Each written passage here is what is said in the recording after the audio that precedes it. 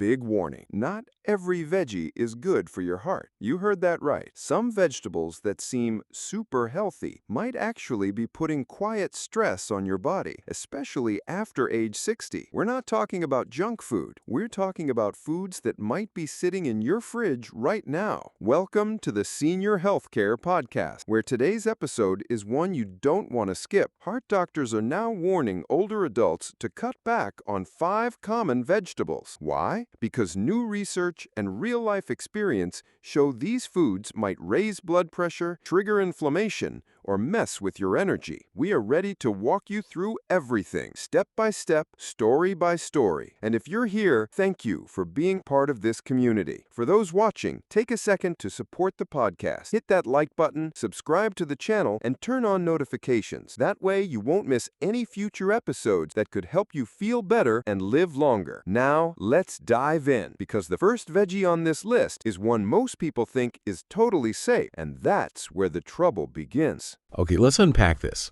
For as long as most of us can remember, the simple advice has always been eat more vegetables. It's just fundamental to healthy living, isn't it? We load up our plates with all these bright, colorful veggies, feeling pretty good about it, like we're doing the right thing for our bodies, especially as we get older. The intentions are always good. But what if some of those ideas, those things we've always believed about healthy eating, actually need a bit of a closer look, maybe a more nuanced look, once we're past 60? What if that simple advice, without a little more context, isn't always the absolute best thing for your body, especially for your heart as it ages? That's a really important point. Our bodies, they really do change quite significantly as we age, particularly after 60. How we process food, how we absorb nutrients, the efficiency of our digestion, even how we handle blood sugar, it all shifts. So something that was perfectly fine, even beneficial for you in your 40s, might not be the ideal choice in your 70s. We often see foods that have this sort of health halo. They look healthy, they're marketed as healthy, but sometimes underneath that, they can hide things we don't want, like surprising amounts of natural sugar, or things that cause little spikes in blood pressure, or even a kind of quiet simmering inflammation. You might not feel it day to day, but it's working against you. And heart doctors particularly are starting to raise some, let's say, quiet concerns about some of these common choices. It's a subtle shift in thinking, but a very important one. It really is. And this brings us to someone, Margaret. She's 73. She genuinely thought she was eating the perfect diet, piling her plate high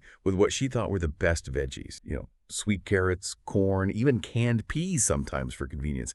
She felt she was doing everything right. But then she found out that some of those favorites, those very vegetables, were actually packed with, quite a bit of natural sugar and often a lot of hidden salt, especially the canned ones. Now, this isn't about being scared of vegetables. Absolutely not. It's about being, smarter about our choices, choosing wisely for where our body is now. The mistake wasn't eating vegetables. It was assuming all vegetables are, created equal, especially for an aging heart, which just has different needs. Margaret's story really highlights that, doesn't it? Not all healthy greens are equally heart-friendly. Exactly. That takeaway is crucial. After 60, those arteries are just more sensitive. Digestion naturally slows down a bit, and your body's ability to manage blood sugar, it becomes a little less forgiving than it used to be. This means some really common vegetable choices, things that seem totally harmless, can actually act as silent saboteurs over time. It's not like one serving will cause a huge problem, but the cumulative effect day after day can subtly push your system in the wrong direction. Margaret's situation is so common because these effects are often so gradual, so easy to miss. Yeah, Margaret's story really makes you think. And, she didn't go on some crazy restrictive diet, not at all. Her change was actually pretty simple. She just swapped some of those higher sugar veggies, like the corn or the higher salt canned peas, for things like fiber-rich spinach or kale. And importantly, she started lightly steaming them instead of maybe eating them raw or relying on canned. And just a small adjustment, a wiser shift, really. And the results, they were pretty remarkable. Her blood pressure started to come down, and she noticed she had more energy again. It just shows how sometimes small changes can make a really big difference in how you feel. Okay, now here's where it gets really interesting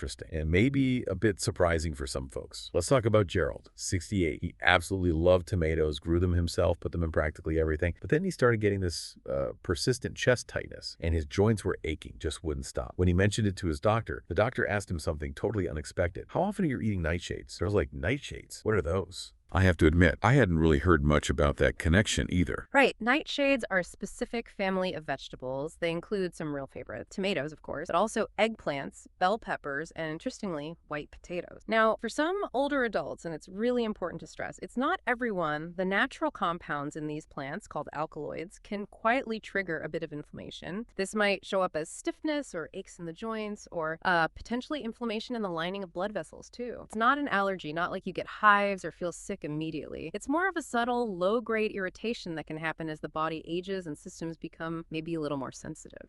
It's fascinating, actually. Many doctors who focus on heart health are now advising older patients, especially those dealing with ongoing stiffness or that feeling of unexplained tiredness or slightly high blood pressure, to maybe try reducing their intake of these specific vegetables. A simple way you could test this for yourself is perhaps reducing them for a couple of weeks, see how you feel, and then reintroduce them gently to see if anything changes. Just a thought. Gerald's reaction to this was really smart, I think. He didn't just banish tomatoes forever. He loves them too much. He just cut back. He started swapping raw tomato slices in his salad for avocado, maybe. Got that creaminess elsewhere. And instead of white potatoes all the time, he started having sweet potatoes more often. And what happened? Well, after a few weeks, he noticed his legs weren't as sore and his daily walks felt easier. It really shows that sometimes our body gives us these little whispers, doesn't it? These small signals. And we just need to pay attention. And beyond nightshades, there's another really common category of vegetables that we rely on for convenience, but they can hide a different kind of problem. Sodium. The sodium bomb, as we sometimes call it. Let's think about Esther. She's 74. Her pantry was her pride and joy, always stocked with canned green beans, jars of beets, pickles. She loved the convenience, made life easier.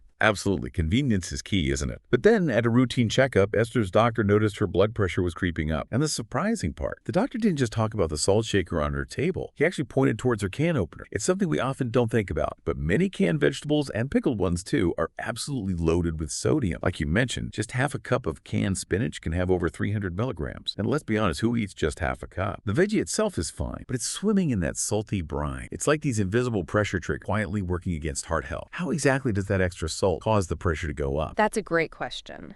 When you take in too much salt regularly, your body holds on to extra water to try and dilute it. This extra water increases the total volume of blood flowing through your blood vessel. More volume means more pressure against the artery wall. It's simple physics, really. For some people, this shows up as, say, swollen ankles or fingers. For others, maybe it's more like brain fog or just feeling tired for no reason because the heart's working harder. And over time, that sustained pressure, even if it's just a little high, increases the risk for serious things like stroke or heart attack. It's a silent risk. So Esther, realizing this, made 3 really practical changes. First, she started rinsing all her canned vegetables really well under running water before using them. That washes off a lot of the surface salt. Second, she began actively looking for low sodium or no salt added options at the store. They're much more common now. And third, she learned a few quick ways to cook fresh or even frozen veggies, which are naturally very low in sodium. It took maybe 10 minutes, and the result, her pantry was still useful, but her blood pressure came down nicely. She didn't have to give up the convenience entirely. That's such a great example of making smart adjustments. It's not just what veggie, but how it's prepared or preserved. But even if you avoid the salt, sometimes the way we prepare even the healthiest vegetables can cause issues, especially for older digestion. Which brings us to Eleanor, 70 years old. She was so proud of her daily green smoothie, packed it with raw kale, raw broccoli, cabbage, blended all up. Seemed like the ultimate health move, right? I mean, I always thought throwing raw greens into a blender was peak health. But after a few weeks, Eleanor started feeling bloated all the time, really tired, even a bit short of breath sometimes, and her heart would feel like it was racing after meals. Her doctor didn't just say, "Oh, it's your age." He actually pointed right at her blender. It's true. Those cruciferous vegetables, broccoli, cabbage, kale, cauliflower, they are nutritional powerhouses, absolutely packed with good stuff. But when you eat them raw, especially in large amounts, like in a smoothie, they can be quite hard on the digestive system, particularly for older adults. This can lead to gas, bloating, general discomfort, and for some people, the compounds in raw cruciferous veggies can even interfere slightly with thyroid function. Now, this kind of chronic gut stress, it doesn't just stay in your stomach. It can have wider effects. It might raise cortisol, your stress hormone, mess with your sleep, and put extra strain on your heart. Eleanor was surprised. She said, "But everyone says raw is best." And her dietitian gently explained, "Well, not always, not after 60. Our digestion naturally slows, enzyme levels change. Raw can sometimes be more of a challenge than a benefit." So Eleanor, much like Margaret, found a really simple but effective solution. She went back to basics, really. She started lightly steaming those vegetables just for a few minutes, not boiling them to death, just enough to soften the fibers. This gentle cooking actually helps unlock some nutrient and makes them much easier for the body to digest. And almost immediately, she started feeling lighter, less bloated. Her sleep got better and her energy came back. She didn't give up her greens, she just changed how she prepared them. It makes you wonder, what's another common mistake people make with veggie prep, besides just thinking raw is always the answer? Well, another common misconception is that any cooking destroys all the nutrients, so people swing to the opposite extreme and only eat raw. While it's true some vitamins are sensitive to heat, gentle cooking methods like steaming or light sautéing can actually make other nutrients more bioavailable, meaning easier for your body to absorb. Think about the beta-carotene in carrots becoming easier to get, or lycopene in tomatoes. The tough plant cell walls get broken down. So the key isn't avoiding cooking altogether, it's avoiding overcooking. Gentle methods are often best. That makes a lot of sense. Gentle cooking. But even cooked, Some veggies, especially the starchy ones, can act very differently in the body. They can hit your bloodstream almost like sugar, causing spikes that your heart might quietly be struggling with. Right. Let's shift focus to another staple, a real comfort food for many, potatoes. Think about Frank, 76. He loved his mashed potatoes. Creamy, comforting, a regular part of his meals. Never thought twice about them. But then he had a bit of a dizzy spell one afternoon. When the nurse asked what he'd eaten, he just said, "Oh, just some mashed potatoes for lunch." And that simple answer started a really important conversation for him. Yeah, it's easy to forget, isn't it? Potatoes, especially white potatoes, break down really fast in our system. They have a high glycemic index, meaning they raise blood sugar quickly, almost like eating sugar itself. After 60, our insulin response might not be as sharp and our blood vessels might be a bit less flexible. So these sudden sugar surges can really put a strain on the heart. For many older adults, a plate of plain mashed potatoes might actually be hitting their system more like a dessert than a vegetable side dish. And it's not just mashed. Think about French fries, baked potatoes without much fiber added, even some potato soups. They could all cause that quick spike. Frank was surprised. He thought he was doing well by avoiding bread with his meal. Exactly. It can be a real eye-opener. And over time, these repeated spikes in blood sugar, they take a toll. They can contribute to that feeling of fatigue, maybe some mental fogginess,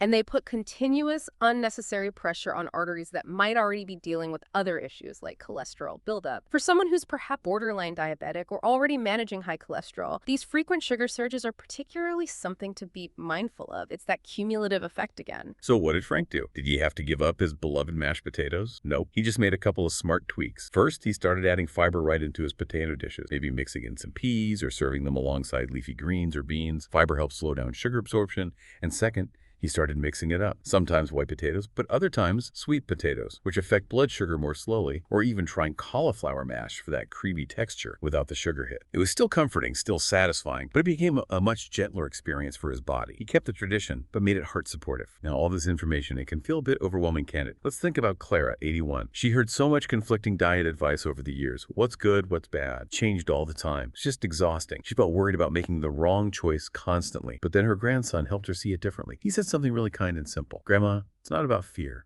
It's about balance. And that shift in perspective, that was key for her. So what does this all mean for you listening right now? How can you find that balance? Clara's shift was really about moving away from rigid rules and lists of forbidden foods. Instead, she focused on how to prepare vegetables in ways her body could handle well. She embraced gentle cooking, light steaming, sautéing gently in olive oil, maybe roasting vegetables until they were just tender. These methods make things easier to digest and can even enhance flavor. Her plate stayed colorful and appealing, but the choices became smarter, more intentional. She gravitated towards things like cooked carrots, zucchini, spinach, mushrooms, foods that not only tasted good but made her feel good afterwards. Light, energized, no bloating. And she also changed her eating rhythm a bit. She started having her main meal, often with those gently cooked greens and some protein, around lunchtime. Dinners became lighter, maybe a blended vegetable soup sometimes. She also made a real point of chewing slowly, really savoring her food. And the difference was noticeable. No more racing hard after eating. The swelling she used to get in her hands eased up. And maybe most importantly, she started enjoying her meals again, without that constant background worry or guilt. Just peace at the table. You know, this approach really echoes the wisdom we see in the blue zones, those places where people live exceptionally long, healthy lives. People in those communities, they certainly eat plenty of vegetable, but there's a respect there, an understanding. They often use methods like fermentation for gut health or slow cooking stews, which makes nutrients really easy to absorb. They eat seasonally, locally. It's less about rigid rules and more about this natural, harmonious rhythm with food and with their bodies. And that rhythm, as Clara found, protects the heart, supports the mind, and helps maintain independence and vitality as we age. So as you've heard through these stories, this journey isn't really about finding one perfect miracle diet. There are no absolute villains here, not even potatoes or tomatoes for everyone. It's more about gaining understanding, appreciating how your amazing body changes over time, and then making small, thoughtful, wise shifts. Adjustments that let your heart work a little less hard, function a bit more smoothly, and just generally support your well-being as you navigate these later years. Right. And this brings us to a final thought, really, a question for you to ponder as you go about your day. This raises an important question. How can you start making maybe just one small, wise shift in your own daily choices starting today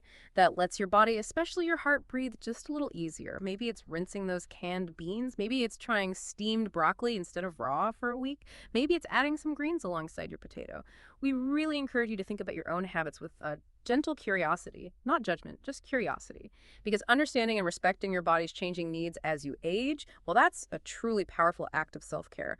And that's a wrap for today's episode of the Senior Healthcare Podcast. We're so glad you joined us for this important talk about veggies and heart health after 60. Now, remember, this podcast is for educational and informational purposes only. It's not medical advice, and it doesn't replace care from your doctor. Always talk to your healthcare provider before making changes to your diet or routine. And don't forget, subscribe to the Senior Healthcare Podcast.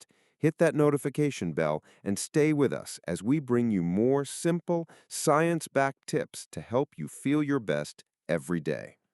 We'd love to hear your thoughts. Leave a comment below with the veggie that surprised you most, or share one heart-healthy habit that's working for you. Let's learn from each other. But here's the truth. We hope today's episode got you thinking. Are there veggies in your kitchen that might be doing more harm than good? What's one small change you can make this week to protect your heart and feel stronger? Thanks for spending this time with us today. Take good care of yourself, be kind to your body, and we'll see you in the next episode.